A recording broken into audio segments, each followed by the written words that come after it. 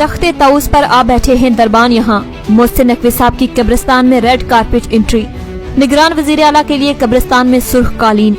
पूरी दुनिया में तकरीबन बादशाहत खत्म होती जा रही है, पर पाकिस्तान वो वाहिद मुल्क है जहाँ आए रोज बादशाहत की नई किस्में नजर आ रही हैं। वैसे तो मुल्क में इस वक्त काबिज हुकूमत है जो आए रोज नए गुल खिलाती है।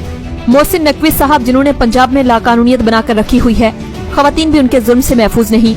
उन मोहसिन नकवी साहब ने आज एक अजीब और गरीब किस्म की और अनोखी मिसाल कायम कर दी है। आज चूँकि मोहसिन नकवी साहब ने अपने ससुर की कब्र पर फातिहा खानी पढ़नी थी, तो इसलिए कब्रिस्तान में भी अपने काबिज वजीर आला के लिए प्रोटोकॉल तैयार कर लिया ताकि मुर्दे भी इम्प्रेस हो जाएं। ये लोग मौजूदा दौर के फिरौन हैं जो मौत को फरामोश कर चुके हैं। आवाम को मुल्क के माशी बुरान में कुर्बानी देने का सबक देने वाली ब्यूरोक्रेसी ने निगरान वजीर आला पंजाब के लिए कब्रिस्तान में भी कारपेट बिछा दिए।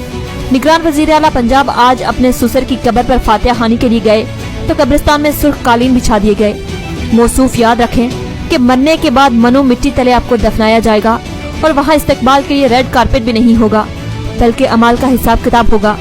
ये लोग मौत को फरामोश कर चुके हैं, मौजूदा दौर के फिरौन हैं। कब्रिस्तान में कालीन, भूखी नंगी मुफलिस कौम पर मुसल्लत गैर आईनी टोले की सोच तो देखें कि जमीन पर कदम रखना भी गवारा नहीं करते। हम बतौर कौम इसलिए भी तरक्की नहीं कर सकते क्योंकि हम जमीन और मिट्टी में कदम रखना पसंद ही नहीं करते। हम गुरूर, तकब्बुर और गैर इंसानी हरकतों से बाज नहीं आते। एक इंतहाई गरीब मुल्क जो IMF के कर्जों में जकड़ा हुआ है और जिसकी आवाम भूख से मर रही है, उनके टैक्स के पैसों से अपने ससुर की कब्र पर फातिहा खानी के लिए भी कब्रिस्तान में रेड कारपेट बिछा देना कौन सा प्रोटोकॉल और किस किस्म की जहनीत है। ये लोग अवामी नुमाइंदे तो हैं ही नहीं, लेकिन काबिज होकर अवाम का खून चूस रहे हैं और अवाम के जज्बात से खेल रहे हैं।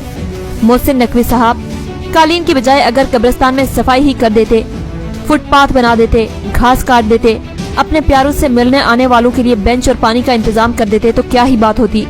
पाकिस्तान के बेशतर कब्रिस्तान भूतों की अमाजगा लगते हैं, लेकिन मोहसिन नकवी साहब ने कब्रों के दरमियान सुर्ख कालीन बिछाना ज्यादा मुनासिब समझा, जो नाकाबिले यकीन हद तक अहमकाना और संगदिल काम है। कब्रिस्तान के तकद्दस की ये बेहुरमती और जमीन पर कदम न रखने का खोखला तकब्बर ये जाहिर करता है कि ताकतवर किस कदर नीचे गिर सकता है। ये लोग अवाम का क्या सोचेंगे और अवाम को क्या सहूलत देंगे जो कब्रिस्तान में दुआ के लिए भी प्रोटोकॉल ढूंढते हैं।